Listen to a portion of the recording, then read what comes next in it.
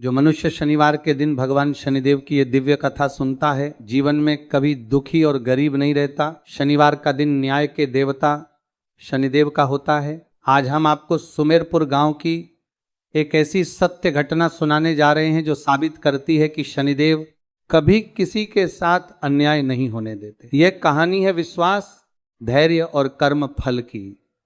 अगर आपके जीवन में भी परेशानियां खत्म होने का नाम नहीं ले रही हैं तो शनिदेव की इस पावन कथा को एक बार सच्चे मन से जरूर सुनिएगा। यह कहानी आपके जीवन को देखने का नजरिया बदल देगी। तो आइए मन में श्रद्धा, संयम और विश्वास लेकर शनिवार व्रत की इस पावन कथा की शुरुआत करते हैं। बहुत समय पहले की बात है। सुमेरपुर नाम का एक छोटा और सुंदर गांव हुआ करता था, लेकिन यह कहानी उस समय की है जब सुमेरपुर पर कुदरत की मार पड़ी थी। गांव के बाहरी हिस्से में जहां बंजर जमीन का विस्तार था, वहां एक छोटी सी कच्ची झोपड़ी थी। इस झोपड़ी में एक गरीब किसान रामकिशन अपने छोटे से परिवार के साथ रहता था। रामकिशन का परिवार बहुत छोटा था। उसकी पत्नी कमला और उसका 7 साल का बेटा सोहन। रामकिशन स्वभाव से बहुत ही सीधा, सरल और ईमानदार व्यक्ति था। उसके पास खेती के लिए पुरखों की दी हुई थोड़ी सी जमीन थी, लेकिन वह जमीन इतनी पथरीली और बेजान थी कि उस पर साल भर मेहनत करने के बाद भी इतना अनाज नहीं उगता था कि घर का खर्च आराम से चल सके। रामकिशन की दिनचर्या बहुत ही साधारण थी। वह रोज सुबह सूरज निकलने से पहले उठता और सबसे पहले गांव के बाहर बने शनिदेव के पुराने मंदिर में जाता। वह मंदिर बहुत पुराना था, उसकी दीवारें दरक चुकी थी, लेकिन रामकिशन की श्रद्धा में कोई कमी नहीं थी। उसके पास शनिदेव को चढ़ाने के लिए ना तो तेल होता था और ना ही प्रसाद, लेकिन वह मंदिर की सीढ़ियों पर माथा टेकता और सफाई करता। वह हमेशा यही प्रार्थना करता कि हे शनिदेव, मुझे धन दौलत नहीं चाहिए, बस मेरे परिवार को 2 वक्त की रोटी मिलती रहे और हम किसी के आगे हाथ न फैलाएं। रामकिशन की पत्नी कमला भी बहुत समझदार और धैर्यवान महिला थी। घर में अक्सर खाने की कमी रहती थी। कई बार ऐसा होता कि चावल के बस मुट्ठी भर दाने होते और खाने वाले 3 लोग। ऐसे समय में कमला चुपचाप अपने हिस्से का खाना सोहन को खिला देती और खुद पानी पीकर सो जाती। रामकिशन ये सब देखता तो उसका मन रो पड़ता, लेकिन वह अपनी गरीबी के आगे लाचार था।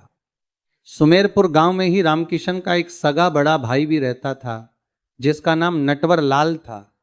नटवर लाल और रामकिशन सगे भाई थे, लेकिन दोनों के स्वभाव में जमीन आसमान का अंतर था।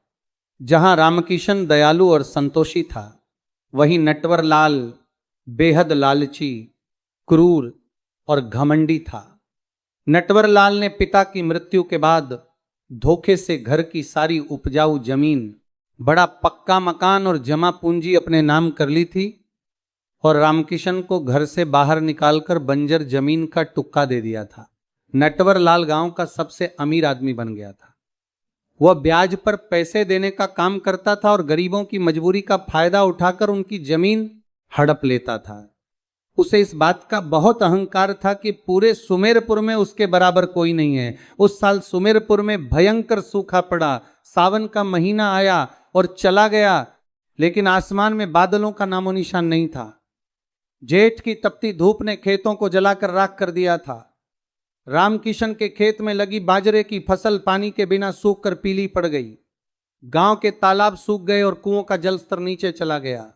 गरीब किसानों के लिए ये समय काल बनकर आया था। रामकिशन के घर में रखा पिछला बचा खुचा अनाज अब खत्म हो चुका था। मटके में आटा खत्म हुए 2 दिन हो चुके थे। एक रात सोहन भूख से तड़प रहा था। वह अपनी मां की गोद में सर रखकर रोते हुए बोला, मां, बहुत जोरों की भूख लगी है, पेट में दर्द हो रहा है, कुछ खाने को दे दो। मां कमला की आंखों से आंसू बहने लगे। उसके पास बेटे को देने के लिए केवल पानी था।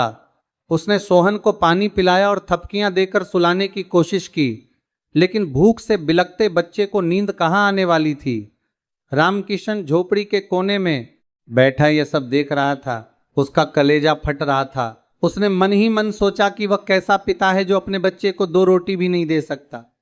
अगली सुबह जब सोहन भूख से बेहाल होकर निढाल पड़ा था, तब कमला ने हिम्मत करके रामकिशन से कहा, सुनिए, अब धैर्य रखने का समय नहीं है। अगर आज घर में अनाज नहीं आया तो हमारा बच्चा भूख से मर जाएगा। आप अपने बड़े भाई नटवर लाल के पास जाइए, उनके गोदाम अनाज से भरे पड़े हैं। वो आखिर आपके बड़े भाई हैं, सोहन के ताऊ हैं, उनके दिल में थोड़ी तो दया होगी। रामकिशन ने भारी मन से कहा, कमला तुम नटवर लाल को जानती हो, वह पत्थर दिल इंसान है। वह मुझे देखकर खुश नहीं होगा, वह मुझे जलील करेगा। कमला ने रामकिशन का हाथ पकड़ते हुए कहा, मैं जानती हूं, लेकिन हमारे पास और कोई रास्ता नहीं है। अपमान सह लेंगे लेकिन सोहन को मरते हुए नहीं देख सकते। आप जाइए, शनिदेव जरूर कोई राह निकालेंगे। पत्नी की बात मानकर रामकिशन उठा। उसने अपना मैला कुचैला गमछा कंधे पर डाला और नटवर लाल की हवेली की ओर चल पड़ा। उसके कदम भारी थे। वह सोच रहा था कि जिस भाई ने पिता की मौत के बाद उसे घर से निकाल दिया था, वो आज उसकी मदद क्यों करेगा। लेकिन बेटे का चेहरा उसे आगे बढ़ने की हिम्मत दे रहा था। जब रामकिशन नटवर लाल की हवेली पहुंचा तो वहां का नजारा ही कुछ और था। नटवर लाल अपने बड़े से आंगन में मखमली गद्दे पर बैठा हुक्का पी रहा था। उसके नौकर आसपास घूम रहे थे। हवेली के एक कोने में अनाज की बोरियों का ढेर लगा था। रामकिशन ने दबे पांव अंदर प्रवेश किया और दूर से ही हाथ जोड़कर खड़ा हो गया। नटवर लाल की नजर जब रामकिशन पर पड़ी तो उसके चेहरे पर एक कुटिल मुस्कान आ गई। उसने व्यंग्य करते हुए ऊंची आवाज में कहा, अरे वाह, आज गरीब खाने से बिल्ली कैसे आ गई। क्या बात है रामकिशन, आज रास्ता कैसे भूल गया, या फिर शनिदेव ने तुझे मेरे पास भीख मांगने भेजा है। रामकिशन ने अपना सर झुका लिया और विनम्रता से बोला, भैया मैं आपसे कोई भीख मांगने नहीं आया हूं, मैं मुसीबत में हूं। सुमेरपुर में सूखा पड़ा है, ये आप जानते हैं। मेरे खेत में कुछ नहीं हुआ, घर में खाने को एक दाना नहीं है। मेरा बेटा सोहन 2 दिन से भूखा है। अगर आप मुझे कुछ अनाज उधार दे दें तो मैं आपका जीवन भर आभारी रहूंगा। अगली फसल आते ही मैं आपका एक एक दाना चुका दूंगा। नटवर लाल जोर से हंसा। उसकी हंसी से रामकिशन का दिल बैठ गया। नटवर लाल बोला, उधार और तुम चुकाओगे रामकिशन, तुम अपनी औकात भूल रहे हो। तुम्हारे पास चुकाने के लिए है क्या? वो बंजर जमीन, उस पर तो घास भी नहीं उगती। मैं व्यापारी हूं, बिना फायदे के तो मैं किसी से बात भी नहीं करता। रामकिशन की आंखों में आंसू आ गए। वह नटवर लाल के पैरों के पास बैठ गया और गिड़गिड़ाते हुए बोला, भैया मेरे बेटे की जान का सवाल है, आप जो कहेंगे मैं करने को तैयार हूं। बस मुझे थोड़ा अनाज दे दीजिए ताकि मेरा परिवार जिंदा रह सके। नटवर लाल इसी मौके के इंतजार में था। उसकी नजर रामकिशन की उस बंजर जमीन पर थी। दरअसल कुछ दिन पहले ही शहर से आए एक जानकार ने नटवर लाल को बताया था कि रामकिशन की जमीन भले ही खेती के लिए खराब हो, लेकिन उसके नीचे कीमती पत्थरों की परत हो सकती है, जिससे वह जमीन लाखों में बिक सकती है। ये बात रामकिशन को नहीं पता थी। नटवर लाल चाहता था कि वह जमीन किसी भी तरह उसके नाम हो जाए। नटवर लाल ने अपनी मूंछों पर हाथ फेरते हुए कहा, ठीक है, रोना बंद कर, मैं तुझे खाली हाथ नहीं भेजूंगा। हम भाई हैं। आखिर मैं तुझे 5 बोरी अनाज और कुछ पैसे दूंगा ताकि तू अगले कुछ महीने आराम से निकल सके। रामकिशन का चेहरा खिल उठा। उसे लगा शनिदेव ने उसकी सुन ली। उसने जल्दी से कहा, आपका बहुत बहुत धन्यवाद भैया। आप कहेंगे तो मैं आपके खेत में मजदूरी करके ये कर्ज उतार दूंगा। नटवर लाल ने शातिरता से कहा, मजदूरी की जरूरत नहीं है, बस एक छोटी सी लिखा पढ़ी करनी होगी। जमाना खराब है ना, इसलिए सुरक्षा जरूरी है। तू अपनी जमीन के कागज मेरे पास गिरवी रख दे, मैं तुझे अनाज दे देता हूं। अगर तूने 3 महीने के अंदर, ध्यान से सुन, 3 महीने के अंदर मेरा कर्ज नहीं चुकाया तो वह जमीन मेरी हो जाएगी। रामकिशन घबरा गया। उसने कहा, भैया 3 महीने तो बहुत कम है, अभी सूखा पड़ा है, फसल आने में समय लगेगा। कम से कम 6 महीने या 1 साल का समय दे दीजिए। नटवर लाल ने तुरंत अपना पैंतरा बदला और गुस्से का नाटक करते हुए कहा, देख मुझे नखरे पसंद नहीं है, लेना है तो ले वरना जा। तेरे बेटे की भूख तुझे नहीं सता रही तो मुझे क्या पड़ी है। यह सुनकर रामकिशन डर गया। उसे लगा कि अगर वह खाली हाथ लौटा तो सोहन मर जाएगा। उसने कांपते हाथों से नटवर लाल द्वारा तैयार किए गए कागज पर अंगूठा लगा दिया। उसे पढ़ना नहीं आता था, इसलिए उसे पता नहीं चला कि नटवर लाल ने कागज में ब्याज की दर इतनी ज्यादा लिख दी थी जिसे चुकाना नामुमकिन था। अनाज लेकर रामकिशन घर लौटा। कमल और सोहन ने जब अनाज देखा तो उनकी जान में जान आई। उसे रात सोहन ने पेट भरकर खाना खाया और चैन की नींद सोया। रामकिशन ने भी खाना खाया, लेकिन उसके गले से निवाला नीचे नहीं उतर रहा था। उसके दिमाग में बस वही 3 महीने की शर्त गूंज रही थी। दिन बीतने लगे, 1 महीना गुजर गया, लेकिन बारिश की एक बूंद नहीं गिरी। रामकिशन पागलों की तरह यहां वहां काम ढूंढता, लेकिन पूरे सुमेरपुर में अकाल जैसी स्थिति थी, कोई किसी को काम नहीं दे रहा था। रामकिशन रोज शनिदेव के मंदिर जाता और घंटों बैठा रहता। वह कहता, प्रभु मैंने अनजाने में अपनी जमीन दांव पर लगा दी, अगर वह जमीन चली गई तो हम कहां जाएंगे, मेरी लाज रख। लो, दूसरा महीना भी देखते देखते निकल गया। अब नटवर लाल ने अपना असली रंग दिखाना शुरू कर दिया। वह अपने लठैतों गुंडों को रामकिशन के घर भेजने लगा। वे आते और रामकिशन को धमकाते थे, क्यों बे, पैसे का इंतजाम हुआ या नहीं, बस 1 महीना बचा है, अपना बोरिया बिस्तर बांधना शुरू कर दे मालिक, अब तेरी जमीन पर बड़ा गोदाम बनवाएंगे। यह धमकियां सुनकर कमला बहुत डर जाती। रामकिशन अंदर से टूट चुका था, लेकिन वह पत्नी को हौसला देता। आखिरी महीना भी आधा बीत गया। अब रामकिशन के पास कोई रास्ता नहीं बचा था। वह समझ चुका था कि नटवर लाल ने उसे जाल में फंसाया है। आखिरी तारीख से 1 दिन पहले शनिवार था। रामकिशन पूरी तरह निराश हो चुका था। शाम का समय था। वो घर से बिना किसी को बताए सीधे शनिदेव के मंदिर की ओर चल पड़ा। मंदिर सुनसान था, सूरज डूब रहा था और अंधेरा छा रहा था। रामकिशन शनिदेव की काली मूर्ति के सामने जाकर फूट फूट कर रोने लगा। उसने रोते हुए कहा, हे कर्म फल दाता, लोग कहते हैं कि शनिवार को आपके दरबार से कोई खाली हाथ नहीं जाता। मैं आज आपसे धन नहीं मांगता, मैं आपसे न्याय मांगता हूं। मेरे भाई ने मेरी मजबूरी का फायदा उठाया है।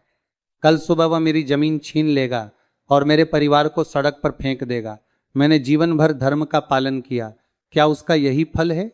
अगर आज आपने मेरी पुकार नहीं सुनी तो इस दुनिया से विश्वास शब्द ही मिट जाएगा। रामकिशन का विलाप इतना गहरा था कि पत्थर भी पिघल जाए। वह रोता रहा, सर पटकता रहा। भूख और चिंता के कारण उसका शरीर कमजोर हो चुका था।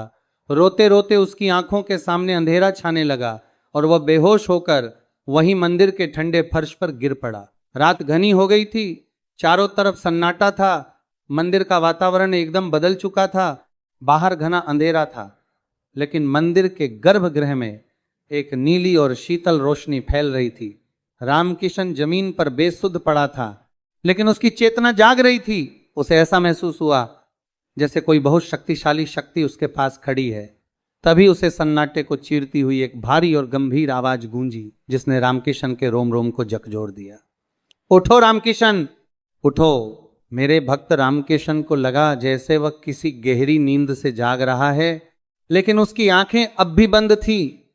वह एक अलग ही दुनिया में था।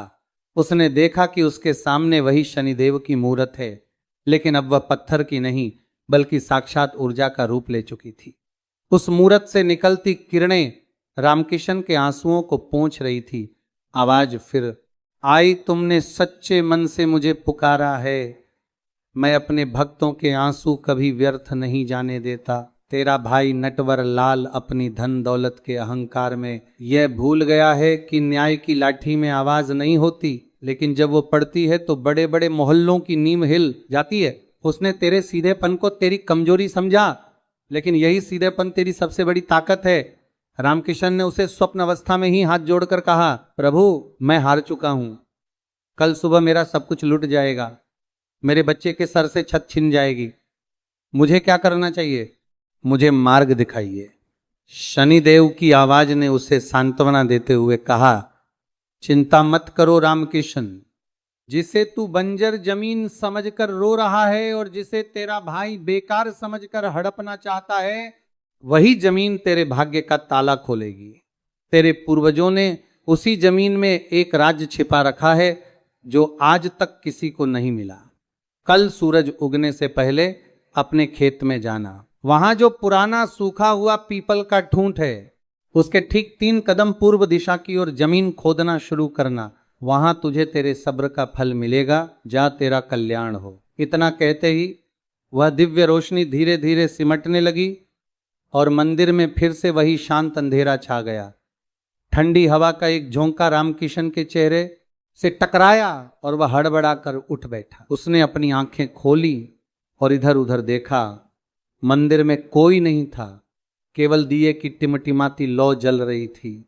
रामकिशन का शरीर पसीने से लथपथ था, लेकिन उसके मन में अब डर नहीं बल्कि एक अजीब सी ऊर्जा थी। उसे समझ नहीं आ रहा था कि जो अभी हुआ वह सपना था या हकीकत। लेकिन कानों में गूंजती वह भारी आवाज और दिल में बैठा वह विश्वास उसे कह रहा था कि यह भ्रम नहीं हो सकता। उसने बाहर देखा, आसमान में तारे डूब रहे थे और पूर्व दिशा में हल्का सा उजाला होने वाला था। ब्रह्म मुहूर्त का समय था। रामकिशन ने तुरंत शनिदेव की मूरत के आगे माथा टेका और बिना एक पल गंगवाए मंदिर से बाहर निकल पड़ा। उसके कदमों में अब थकान नहीं थी, बल्कि एक तेज रफ्तार थी। वह हवा से बातें करता हुआ अपने घर की ओर दौड़ा। जब वह अपनी झोंपड़ी पर पहुंचा तो देखा कि कमला जाग चुकी थी और दरवाजे पर बैठी उसका इंतजार कर रही थी। रामकिशन को इस तरह बदहवास और पसीने में भीगता देख कमला घबरा गई। वह दौड़कर उसके पास आई और बोली, क्या हुआ? आप कहां चले गए थे और यह आपकी हालत कैसी हो रही है? क्या नटवरलाल के आदमियों ने आपको कुछ कहा? रामकिशन की सांस फूल रही थी। उसने कमला के कंधों को पकड़ते हुए कहा, कमला घबराओ मत। नटवरलाल के आदमियों ने कुछ नहीं किया। मैं मंदिर गया था, मुझे शनिदेव ने रास्ता दिखाया है। हाँ कमला, मुझे सपना आया। नहीं, वह सपना नहीं था, वह साक्षात आदेश था। उन्होंने कहा है कि हमारे खेत में कुछ है, मुझे अभी जाना होगा, मुझे खोदना होगा। कमला को लगा कि शायद चिंता और तनाव की वजह से रामकिशन का मानसिक संतुलन बिगड़ गया है। उसने रामकिशन को शांत करने की कोशिश की। सुनिए, आप शांत हो जाइए, आप रात भर सोए नहीं हैं। कौन सा खेत? वहां तो केवल पत्थर और धूल है, वहां क्या मिलेगा? चलिए अंदर चलकर थोड़ा पानी पी लीजिए।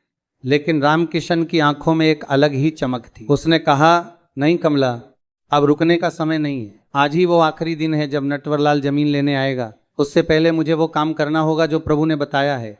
मुझे फावड़ा दो, जल्दी करो। रामकिशन की जिद के आगे कमला को झुकना पड़ा। उसने डरते डरते घर के कोने में रखा पुराना जंग लगा फावड़ा उसे दे दिया। रामकिशन फावड़ा लेकर उल्टे पांव अपने बंजर खेत की ओर भागा। कमला भी उसके पीछे पीछे चल पड़ी है देखने के लिए कि आखिर वह करने क्या वाले हैं। सोहन अभी भी सो रहा था। उसे घर पर छोड़कर दोनों खेत पर पहुंचे। सुबह की पहली किरण भी धरती पर पड़ी भी नहीं थी। खेत वीरान पड़ा था।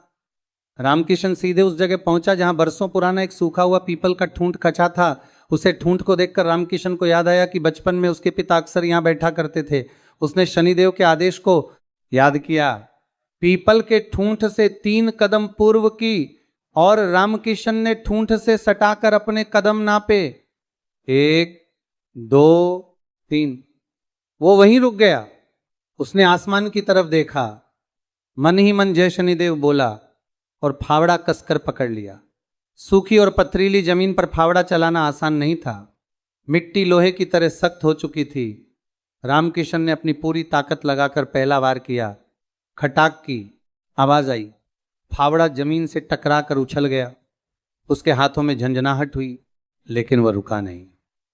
उसने दूसरा वार किया, फिर तीसरा। कमला किनारे खड़ी होकर यह सब देख रही थी। उसे समझ नहीं आ रहा था कि रामकिशन पागलों की तरह सूखी जमीन क्यों खोद रहा है। सूरज की रोशनी अब फैलने लगी थी। गांव के कुछ लोग जो सुबह सुबह शौच के लिए या खेतों की ओर जा रहे थे, उन्होंने रामकिशन को इस तरह पसीने में तरबतर होकर जमीन खोदते देखा। वे लोग वहीं रुक गए और आपस में बातें करने लगे। एक ने कहा, अरे देखो, ये रामकिशन पागल हो गया है क्या? आज तो नटवरलाल इसकी जमीन कुर्क करने वाला है और ये यहां खजाना ढूंढ रहा है। दूसरा हंसते हुए बोला, बेचारा सदमे में है। कर्ज का बोझ इंसान को पागल कर ही देता है। लोगों की हंसी और ताने रामकिशन के कानों तक पहुंच रहे थे, लेकिन उसका ध्यान केवल अपने काम पर था। उसके हाथों में छाले पड़ गए थे। छालों से खून रिसने लगा था और फावड़े के हत्थे पर लग रहा था। पसीने की बूंदें उसकी आंखों में जा रही थी। उसका शरीर थक रहा था, लेकिन उसका संकल्प नहीं टूटा। उसने मन ही मन कहा, प्रभु आपने कहा था तो कुछ ना कुछ जरूर होगा। मैं तब तक नहीं रुकूंगा जब तक मेरे शरीर में जान है। करीब 2 घंटे बीत गए।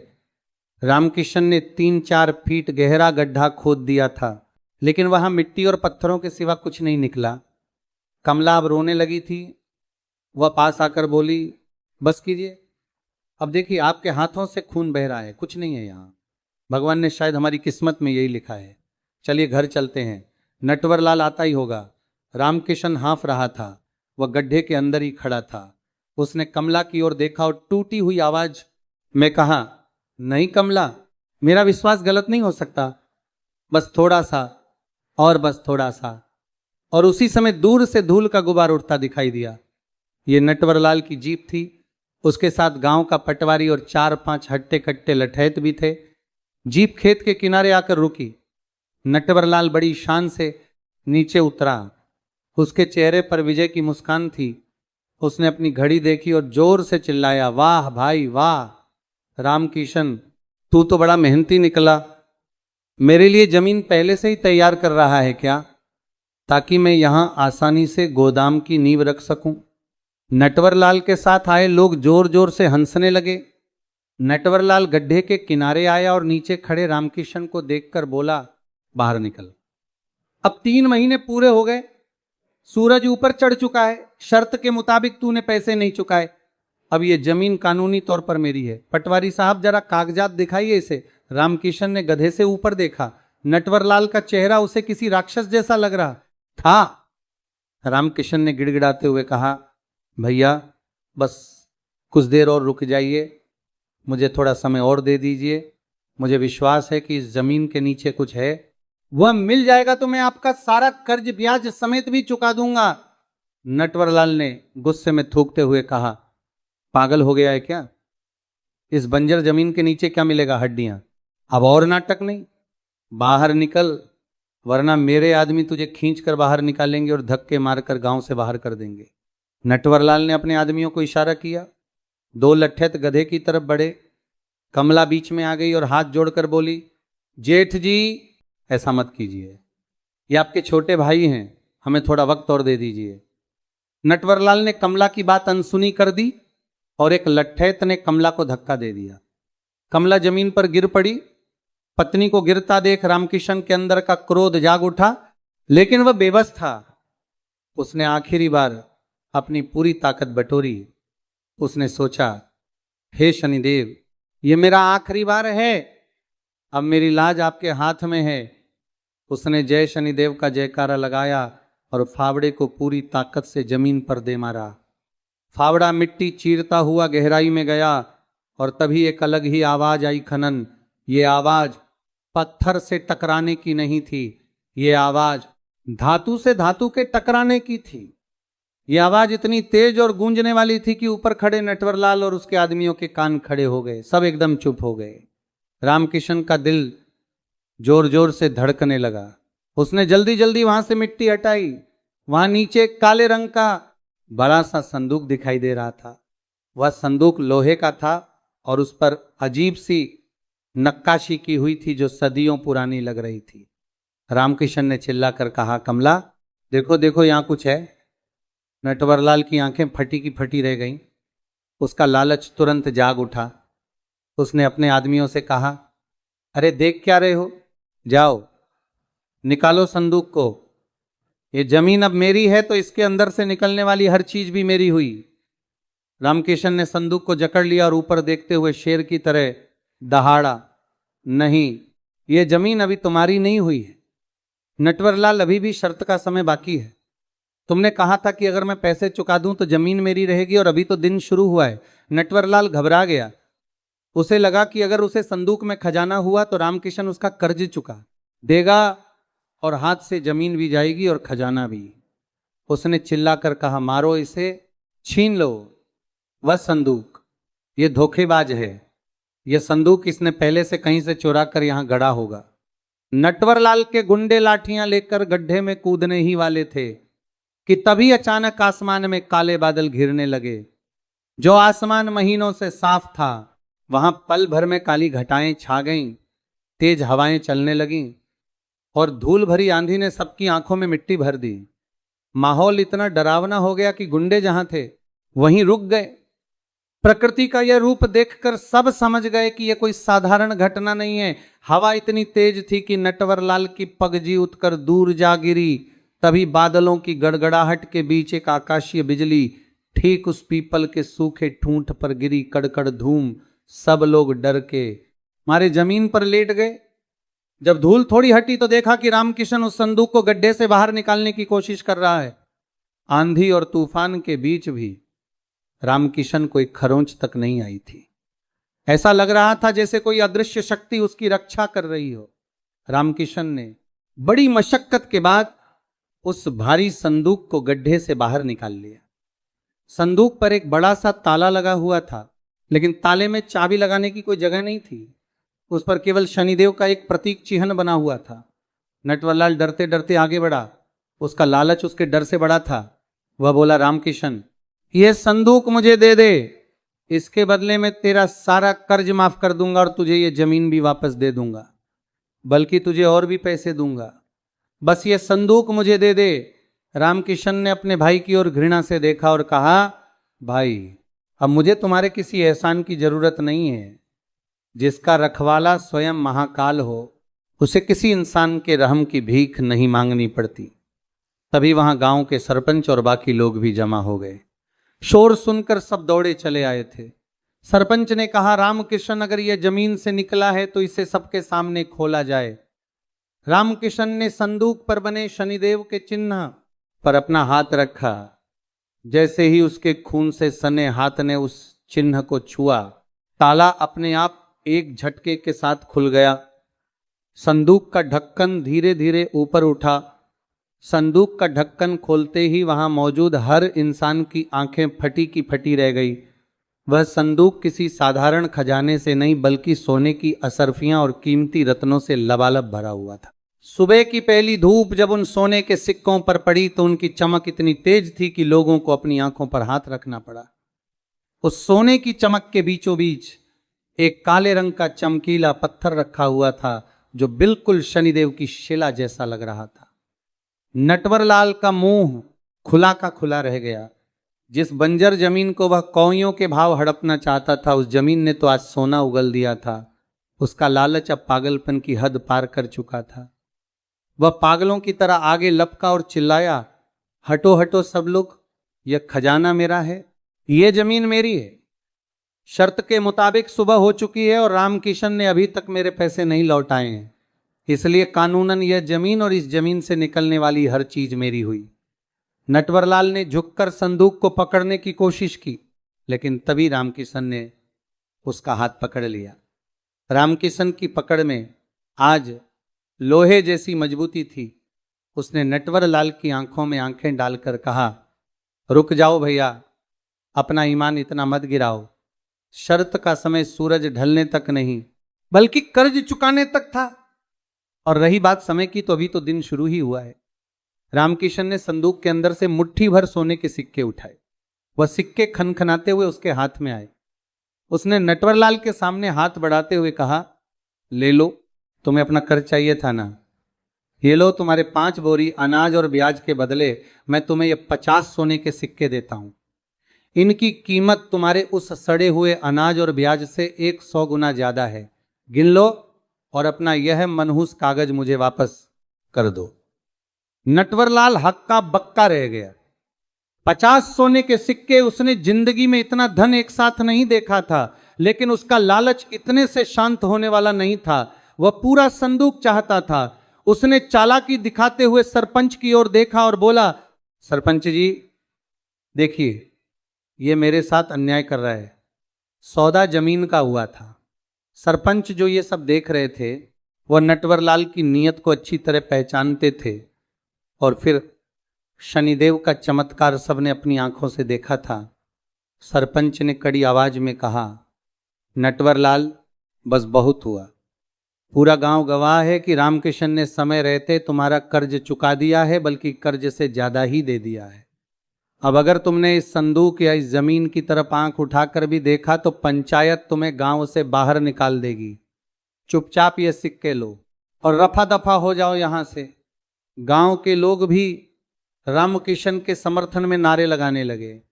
रामकिशन जिंदाबाद, शनिदेव की जय का शोर गूंजने लगा। नटवरलाल ने देखा कि बाजी उसके हाथ से निकल चुकी है। उसने मन महसूस कर वे सोने के सिक्के लिए और अपने आदमियों के साथ वहां से चला गया। जाते जाते उसकी आंखों में जो आग थी वह बता रही थी कि वह अपनी हार इतनी आसानी से नहीं भूलेगी। जैसे ही नटवरलाल वहां से गया, एक और चमत्कार हुआ। जो बादल आसमान में घिरे थे वे अब बरसने लगे। महीनों से प्यासी सुमेरपुर की धरती पर बारिश की बूंदें अमृत बनकर गिरने लगी। लोग खुशी से झूम उठे। बच्चे, बूढ़े, जवान सब बारिश में भीगने लगे। रामकिशन और कमला भी बारिश में भीग रहे थे, लेकिन उनके आंसू बारिश के पानी में मिल गए थे। ये खुशी के आंसू थे। रामकिशन ने उस काले पत्थर को जो संदूक में मिला था अपने माथे से लगाया और आसमान की ओर देखकर रोते हुए बोला, हे न्याय के देवता, आपने मेरी लाज रख ली। आपने एक रंग को राजा बना दिया। मैं वचन देता हूं प्रभु, यह धन मेरे लिए नहीं बल्कि दूसरों की सेवा के लिए है। रामकिशन संदूक लेकर अपने घर आया। उस दिन रामकिशन के घर पर पूरे गांव की भीड़ लगी रही, लेकिन रामकिशन ने उस धन का रत्ती भर भी घमंड नहीं किया। उसने सबसे पहले उसे धन से गांव के शनिदेव मंदिर का मरम्मत करवाने का फैसला किया। उसने गांव के उन सभी किसानों की मदद की जिनके पास खेती के लिए बीज या बैल नहीं था। देखते ही देखते रामकिशन की जिंदगी बदल गई। जिस घर में खाने को दाने नहीं थे, आज वहां भंडारे चल रहे थे। रामकिशन ने पक्का मकान बनवाया, खेत को उपजाऊ बनाने के लिए अच्छे साधन मंगवाए, लेकिन वह खुद आज भी उसी सादगी से रहता। वह और कमला आज भी जमीन पर सोते और वही साधारण खाना खाते। सोहन अब अच्छे कपड़े पहनता और गांव की पाठशाला में जाने लगा था। उधर नटवर लाल अपनी हवेली में बैठा जल भुन रहा था। उसे नींद नहीं आ रही थी। वह 50 सोने के सिक्के उसके लिए काफी थे, लेकिन उसकी नजर उस पूरे खजाने पर थी। उसे लग रहा था कि रामकिशन उसे खजाने का असली हकदार नहीं है। नटवरलाल ने सोचा, यह भोला भाला रामकिशन उसे खजाने की कदर नहीं जानता। वह उसे दान धर्म में लुटा रहा है। वह खजाना मेरा होना चाहिए था। नटवरलाल ने बदला लेने और खजाना हथियाने के लिए एक बहुत ही खतरनाक योजना बनाई। उसने शहर से कुछ शातिर चोरों को बुलाया। यह साधारण चोर नहीं थे। ये वो लोग थे जो पैसों के लिए किसी की जान भी ले सकते थे। एक रात जब पूरा गांव गहरी नींद में सो रहा था, नटवरलाल अपनी हवेली के गुप्त कमरे में उन 3 चोरों के साथ बैठा था। नटवरलाल ने शराब का गिलास मेज पर पटकते हुए कहा, सुनो, काम बिल्कुल सफाई से होना चाहिए। रामकिशन ने वह संदूक अपने घर के पिछले कमरे में जमीन के अंदर गाड़ कर रखा है। आज रात तुम्हें वह संदूक लाना है, और अगर बीच में कोई आए, चाहे वह रामकिशन हो, उसकी बीवी हो या उसका बच्चा, तो उन्हें हमेशा के लिए चुप करा देना। चोरों का सरदार जिसका नाम काली था, उसने अपने कमर से खंजर निकाला और उसे धार देते हुए हंस कर बोला, सेठ जी आप चिंता मत करो, आज की रात उस किसान की आखिरी रात होगी। सुबह तक संदूक आपके कदमों में होगा। और रामकिशन श्मशान में नटवरलाल ने एक थैली काली की तरफ फेंकी और कहा, यह बयाना है, काम होने के बाद बाकी मिलेगा। जाओ। उधर रामकिशन के घर में सब सो रहे थे, लेकिन रामकिशन को अजीब सी बेचैनी हो रही थी। उसे नींद नहीं आ रही थी। बाहर बारिश का मौसम था और बादलों की गड़गड़ाहट हो रही थी। रामकिशन अपनी खाट से उठा और पानी पीने के लिए मटके के पास गया।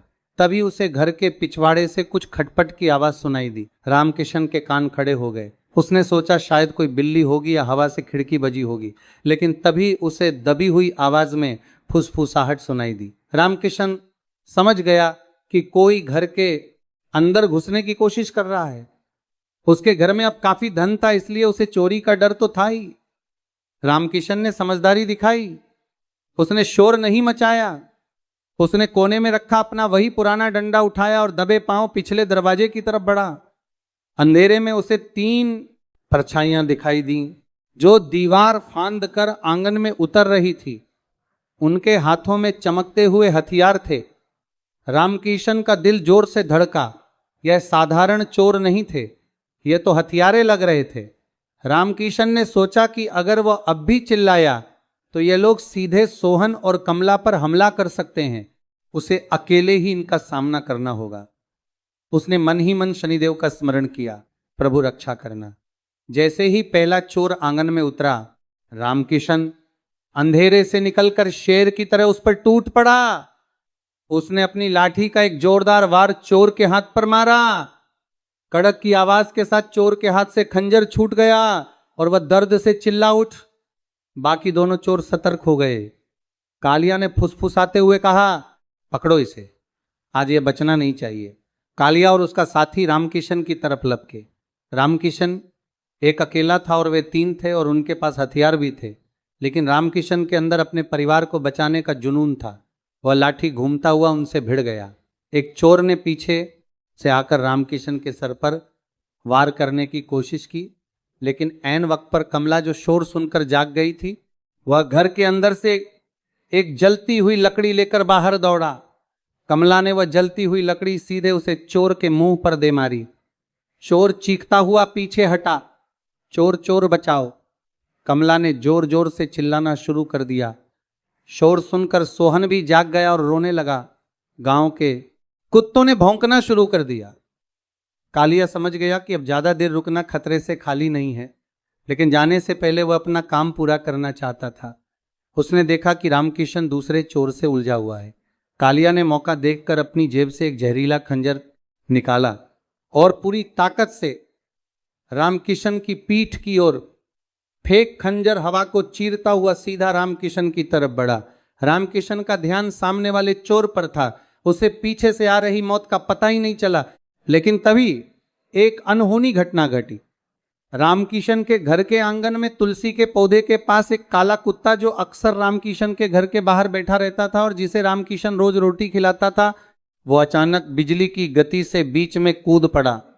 वह खंजर रामकिशन को लगने की बजाय उसे वफादार काले कुत्ते की गर्दन में जा लगा। कुत्ता दर्द भरी आवाज में एक बार चीखा और वहीं गिर पड़ा। कुत्ते की आवाज सुनकर रामकिशन पलटा। उसने देखा कि उसके वफादार साथी ने उसकी जान बचाने के लिए अपनी जान दे दी। यह दृश्य देखकर रामकिशन का खून खौल उठा। उसकी आंखों में आंसू और गुस्सा दोनों एक साथ उमड़ पड़े। उसने आव देखा ना ताव अपनी लाठी लेकर वह कालिया पर पिल पड़ा। उसका रूप इतना रौद्र था कि कालिया जैसा शातिर बदमाश भी घबरा गए। तब तक गांव के लोग मशालें और लाठियां लेकर दौड़ते हुए आ गए। भीड़ को आता देख चोरों के होश फाख्ता हो गए। वे अपनी जान बचाने के लिए दीवार फांद कर भागने लगे। गांव वालों ने उनका पीछा किया। दो चोर तो अंधेरे का फायदा उठाकर भाग निकले, लेकिन एक चोर जिसके पैर में रामकिशन ने लाठी मारी थी, वह लंगड़ाने की वजह से भाग नहीं पाया और गांव वालों के हत्थे चढ़ गए। गांव वालों ने उस चोर को पकड़कर रस्सी से बांध दिया। रामकिशन उसे मरे हुए कुत्ते के पास बैठकर रो रहा था। उसने शनिदेव का वाहन माने जाने वाले उस कुत्ते के सर पर हाथ फेरा। रामकिशन जानता था कि यह कुत्ता कोई और नहीं बल्कि शनिदेव की भेजी हुई सुरक्षा था। उधर पकड़े गए चोर की जब गांव वालों ने जमकर धुनाई की तो उसने दर्द के मारे सब कुछ उगल दिया। उसने जो नाम लिया उसे सुनकर वहां मौजूद हर शख्स सन्न रह गए। चोर ने कराते हुए कहा, हमें मत मारो, हमने अपनी मर्जी से ये नहीं किया, हमें नटवर लाल ने भेजा था, उसी ने हमें रामकिशन को मारने और संदूक चुराने की सुपारी दी थी। यह सुनते ही सन्नाटा छा गया। रामकिशन ने अपने आंसू पोंछे और खड़ा हो गया।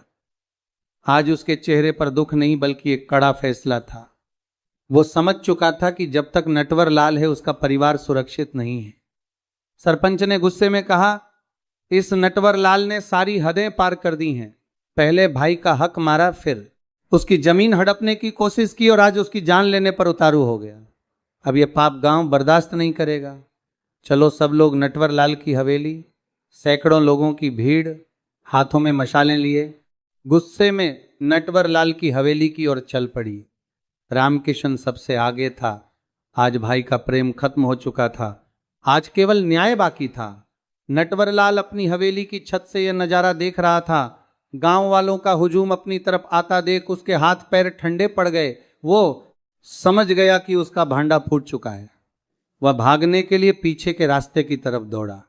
उसने अपनी तिजोरी से सारे पैसे और गहने एक पोटली में बांधे और अपनी जीप की चाबी उठा।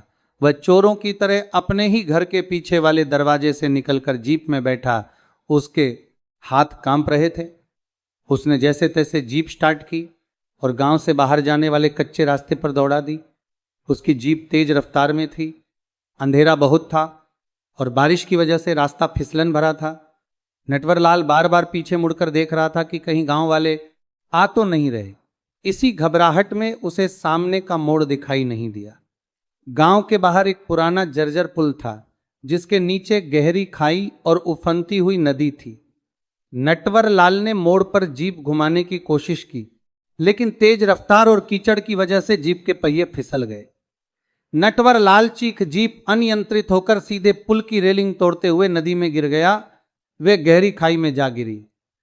एक जोरदार धमाका हुआ और फिर सब शांत हो गए।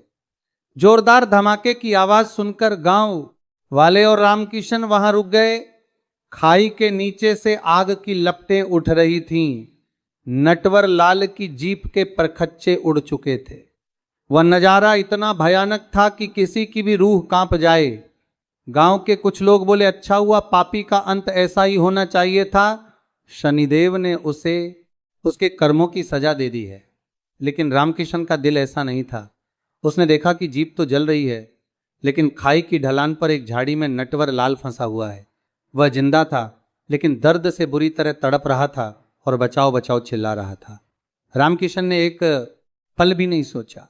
वह रस्सी लेकर खाई की तरफ दौड़ा। सरपंच ने उसे रोका और कहा, अरे रामकिशन, पागल मत बन। ये वही सांप है जिसने तुझे डसने की कोशिश की। इसे यहीं मरने दे। अगर ये बच गया तो फिर तुझे नुकसान पहुंचेगा। रामकिशन ने सरपंच का हाथ हटाते हुए कहा, काका, उसने अपना कर्म किया, अब मुझे अपना धर्म निभाने दीजिए। वह मेरा भाई है। अगर मैं उसे मरता हुआ छोड़ दूंगा तो मुझ में और उसमें क्या फर्क रह जाएगा। यह कहकर रामकिशन अंधेरी खाई में उतर गया। उसने अपनी जान जोखिम में डालकर झाड़ियों में फंसे नटवरलाल को अपनी पीठ पर लादा। नटवरलाल खून से लथपथ था और बेहोश होने ही वाला था। रामकिशन बड़ी मुश्किल से उसे ऊपर खींच कर ले।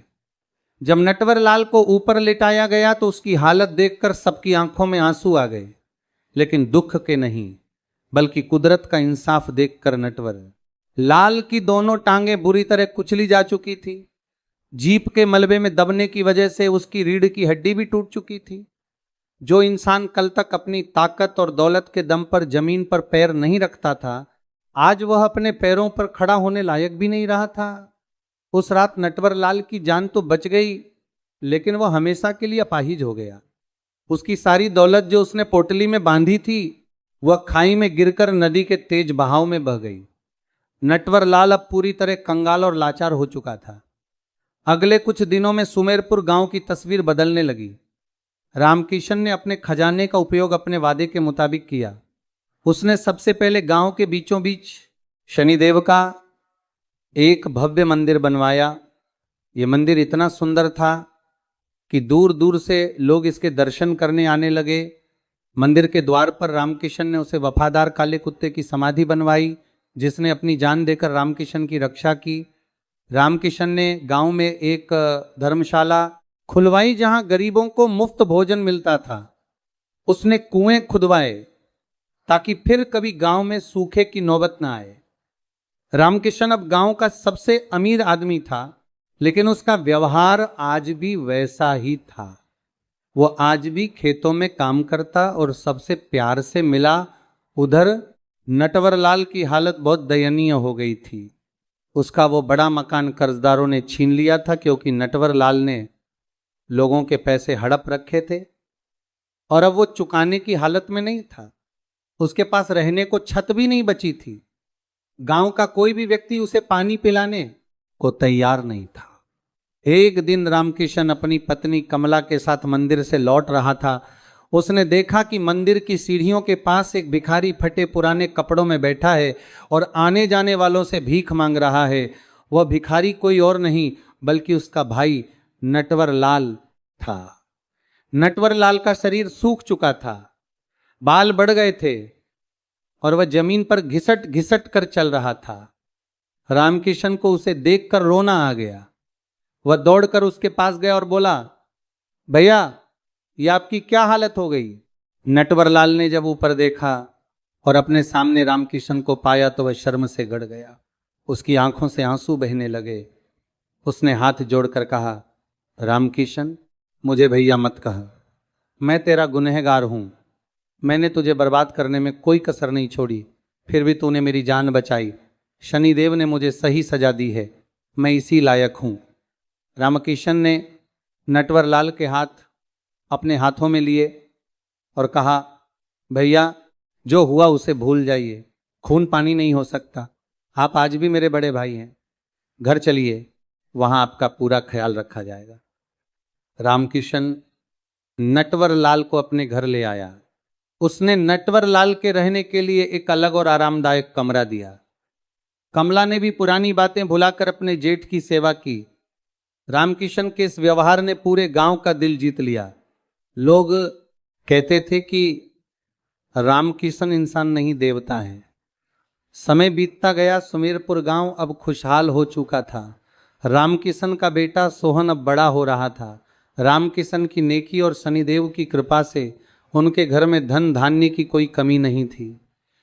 लेकिन कहते ना कि वक्त हमेशा एक जैसा नहीं रहता और इंसान का मन बहुत चंचल होता है। बहुत ज़्यादा सुख और संपत्ति कभी कभी इंसान की मति भ्रष्ट कर देती है या फिर उसके सामने नई परीक्षाएं लाकर खड़ी कर देती है। कहानी में अब एक नया मोड़ आने वाला था। रामकिशन की ख्याति अब आसपास के कई गांवों और शहरों तक फैल चुकी थी। शहर के बड़े बड़े व्यापारी रामकिशन से मिलने आने लगे थे। एक दिन शहर से एक बहुत बड़ा व्यापारी जिसका नाम सेठ धनराज था, वह अपनी चमचमाती गाड़ी से रामकिशन के घर आया। सेठ धनराज बहुत ही मीठी बातों वाला लेकिन अंदर से बहुत ही धूर्त इंसान था। उसने सुना था कि रामकिशन के पास शनिदेव का दिया हुआ कोई चमत्कारी पत्थर है जिसकी वजह से वह दिन दूनी रात चौगुनी तरक्की कर रहा है। सेठ धनराज रामकिशन के पास आया और बड़े आदर से बोला, रामकिशन जी, मैंने आपकी बहुत तारीफ सुनी है। मैं आपके साथ एक व्यापार करना चाहता हूं। मैं शहर में एक बहुत बड़ी फैक्ट्री लगाना चाहता हूं और मैं चाहता हूं कि आप उसमें मेरे हिस्सेदार बने। इससे ना केवल आपकी दौलत कई गुना बढ़ जाएगी बल्कि पूरे इलाके में आपका नाम होगा रामकिशन। जो सीधा सादा किसान था वह सेठ की चिकनी चुपड़ी बातों में आने लगा। उसे लगा कि अगर वह और अमीर बन गया तो वह और ज्यादा लोगों की मदद कर पाएगा। उसने बिना ज्यादा सोचे समझे सेठ धनराज को हाँ कह दी। कमला को यह बात कुछ ठीक नहीं लगी। उसने रामकिशन को समझाया, सुनिए, हमें और धन की क्या जरूरत है। शनिदेव ने हमें जितना दिया है वह बहुत है, हमें लालच नहीं करना चाहिए। यह सेठ मुझे ठीक आदमी नहीं लगता। लेकिन रामकिशन ने पहली बार कमला की बात को अनसुना कर दिया। उसने कहा, कमला, तुम औरतों वाली बातें मत करो। व्यापार बढ़ेगा तो गांव का भी भला होगा। मुझे पता है मैं क्या कर रहा हूं। यही वो पल था जब रामकिशन के कदम डगमगाने शुरू हुए। सेठ धनराज की संगत में आकर रामकिशन धीरे धीरे बदलने लगा। वो अब मंदिर जाने के लिए कम समय निकालने लगा। उसका ज्यादा समय अब शहर में सेठ के साथ गुजरने लगा। वह अब सादे कपड़े छोड़कर रेशमी कपड़े पहनने लगा था। शनिदेव जो अपने भक्तों की हर गतिविधि पर नजर रखते हैं, वह देख रहे थे कि रामकिशन उस रास्ते पर जा रहा है जहां से अक्सर इंसान का पतन शुरू होता है। धन का नशा धीरे धीरे रामकिशन पर चढ़ने लगा था। एक शाम की बात है, शनिवार का दिन था। नियम के अनुसार रामकिशन को मंदिर में आरती के लिए जाना था। मंदिर का पुजारी और गांव वाले रामकिशन का इंतजार कर रहे थे। लेकिन रामकिशन घर पर सेठ धनराज के साथ बैठा मुनाफे का हिसाब किताब लगा रहा था। कमला ने आकर याद दिलाया, जी आरती का समय हो गया है, चलिए सब राह देख रहे हैं। रामकिशन ने झुंझलाते हुए कहा, अरे देख नहीं रही हो, मैं जरूरी काम कर रहा हूं। तुम जाओ और सोहन को भेज दो, मैं आज नहीं जा पाऊंगा। भगवान तो हर जगह हैं, जरूरी थोड़ी है कि मंदिर जाकर ही माथा टेका जाए। यह पहला शनिवार था जब रामकिशन मंदिर नहीं गया। उसने अनजाने में अपने आराध्य का अपमान कर दिया था। उसे पता नहीं था कि यह छोटी सी भूल उसके जीवन में कितना बड़ा तूफान लाने वाली थी। उसी रात रामकिशन को एक सपना आया। सपने में उसने देखा कि वह शनिदेव मंदिर के सामने खड़ा है लेकिन मंदिर का दरवाजा बंद है। वह दरवाजा खटखटा रहा है लेकिन अंदर से कोई आवाज नहीं आ रही। तभी उसे अपने पीछे किसी के हंसने की आवाज आई। रामकिशन ने सपने में देखा कि वह पीछे मुड़कर देखता है तो वहां कोई और नहीं बल्कि वह खुद खड़ा था, लेकिन उसे दूसरे रामकिशन के चेहरे पर घमंड था और वह जोर जोर से हंस रहा था। तभी एक तेज हवा का झोंका आया और मंदिर का दरवाजा हमेशा के लिए बंद हो गया। रामकिशन हड़बड़ा कर नींद से जाग गया। उसका पूरा शरीर पसीने से भीगा हुआ था। उसका दिल जोर जोर से धड़क रहा था। बाहर सुबह हो चुकी थी। तभी कमरे के बाहर से सेठ धनराज की आवाज आई, रामकिशन जी, अरे रामकिशन जी जल्दी बाहर आई, बहुत बड़ी खुशखबरी है। रामकिशन ने अपना पसीना पोंछा और बाहर निकला। सेठ धनराज के हाथ में कुछ कागज थे। उसने रामकिशन को गले लगाते हुए कहा, बधाई हो, शहर में जमीन पक्की हो गई है।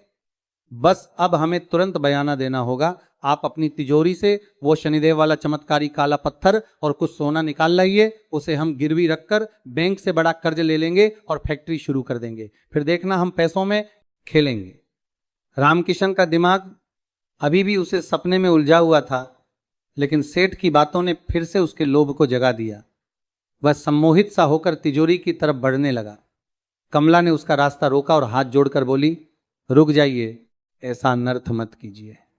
वह पत्थर शनिदेव का आशीर्वाद है, उसे व्यापार के लिए इस्तेमाल मत कीजिए। हमें और पैसे नहीं चाहिए। रामकिशन ने गुस्से में कमला को धक्का दे दिया और बोला, हटो, रास्ते से तुम मेरी तरक्की से जलती हो। आज मुझे कोई नहीं रोक सकता। रामकिशन तिजोरी के पास गया। उसके हाथ कांप रहे थे। जैसे ही उसने तिजोरी खोली, उसके पैरों तले जमीन खिसक गई। तिजोरी खाली थी। न वहां सोना था और ना ही वह चमत्कारी काला पत्थर। रामकिशन पागलों की तरह चीखा, यह कैसे हो सकता है? मेरी तिजोरी खाली कैसे हो गई? कमला, क्या तुमने चोरी की है?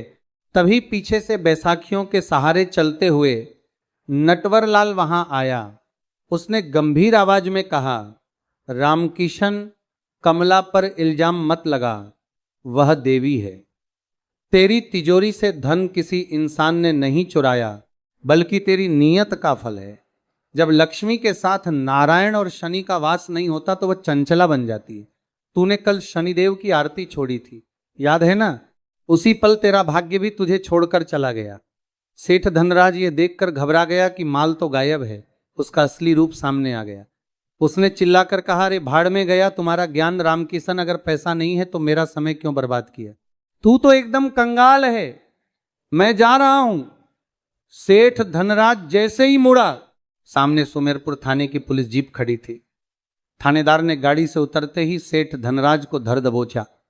थानेदार ने रामकिशन से कहा, रामकिशन जी आप बच गए। यह आदमी कोई सेठ नहीं बल्कि एक शातिर ठग है। इसने शहर में कई लोगों को फैक्ट्री के नाम पर लूटा है। हम इसे कई दिनों से ढूंढ रहे थे। अच्छा हुआ आपने इसे कोई पैसा या कीमती सामान नहीं दिया, वरना वह कभी वापस नहीं मिलता। रामकिशन धम से जमीन पर बैठ गया। उसकी आंखों के सामने से लालच का पर्दा हट चुका था। वह समझ गया कि आज फिर शनिदेव ने उसे बर्बाद होने से बचा लिया। उसका धन गायब नहीं हुआ था, बल्कि शनिदेव ने उसे उस ठग के हाथों लुटने से बचाने के लिए अदृश्य कर दिया था। रामकिशन रोते हुए उठा और नंगे पैर मंदिर की तरफ भागा। वह गिरते पड़ते शनिदेव के मंदिर पहुंचा। वहां जाकर उसने देखा कि वह काला चमत्कारी पत्थर और उसके सोने के सिक्के शनिदेव की मूर्ति के चरणों में पड़े थे। रामकिशन मूर्ति के चरणों में लिपट गया और फूट फूट कर रोने लगा। उसने रोते हुए कहा, हे प्रभु, मुझे माफ कर दो। मैं भटक गया था। मुझे लगा यह सब मैंने अपनी होशियारी से कमाया है। मैं भूल गया था कि यह सब आपकी भिक्षा है। मुझे यह धन नहीं चाहिए, मुझे बस आपकी शरण चाहिए। मुझे फिर से वही पुराना रामकिशन बना दो। मंदिर के पुजारी ने रामकिशन के सर पर हाथ रखा और कहा, बेटा, शनिदेव धन के भूखे नहीं, भाव के भूखे हैं। तुमने अपनी गलती मान ली, यही सबसे बड़ा प्रायश्चित है। लेकिन याद रखना, यह धन तुम्हें तुम्हारी सुख सुविधा के लिए नहीं, बल्कि धर्म के कार्य के लिए मिला है। जिस दिन तुम इसके मालिक बनने की कोशिश करोगे, यह तुम्हें नष्ट कर देगा। इसके सेवक बनकर रहोगे तो यह फलेगा फूलेगा। रामकिशन ने उस दिन कसम खाई कि वह कभी लालच नहीं करेगा। वह सारा धन और वह चमत्कारी पत्थर उसने मंदिर के ट्रस्ट को सौंप दिया ताकि उसका उपयोग जन कल्याण के लिए हो सके। उसने अपने लिए केवल उतना ही रखा जितने में उसका परिवार सम्मान से जी सके। इसके बाद रामकिशन, कमला, सोहन और नटवरलाल ने मिलकर एक साधारण लेकिन सुखी जीवन जीना शुरू किया। रामकिशन ने फिर से अपने खेतों में हल चलाना शुरू किया। उसके पसीने की कमाई से जो रोटी आई उसका स्वाद दुनिया के किसी भी पकवान से ज्यादा मीठा था। शनिवार के दिन अब रामकिशन ही नहीं बल्कि पूरा गांव शनिदेव के मंदिर में इकट्ठा होता और सत्संग करता। सुमेरपुर गांव एक तीर्थ बन गया जहां लोग ये सीखने आते कि कर्म ही पूजा है और संतोष ही सबसे बड़ा धन है। इस तरह न्याय के देवता शनिदेव ने न केवल रामकिशन की गरीबी दूर की बल्कि उसके मन की गरीबी को भी मिटाकर उसे एक सच्चा इंसान बना दिया। इस कहानी से हमें यह सीख मिलती है कि इंसान का सबसे बड़ा दुश्मन उसका अपना अहंकार और लालच होता है। शनिदेव कभी किसी का बुरा नहीं करते, वे तो केवल हमारे कर्मों का आईना हमें दिखाते हैं। जब हम धर्म और सच्चाई के रास्ते पर चलते हैं तो वह हमें रंक से राजा बना देते हैं, लेकिन जब हम रास्ता भटक जाते हैं तो वे हमें चेतावनी भी देते हैं। इसलिए जीवन में चाहे कितनी भी ऊंचाइयों पर पहुंच जाओ, अपने पांव हमेशा जमीन पर और मन हमेशा ईश्वर के चरणों में रखना चाहिए।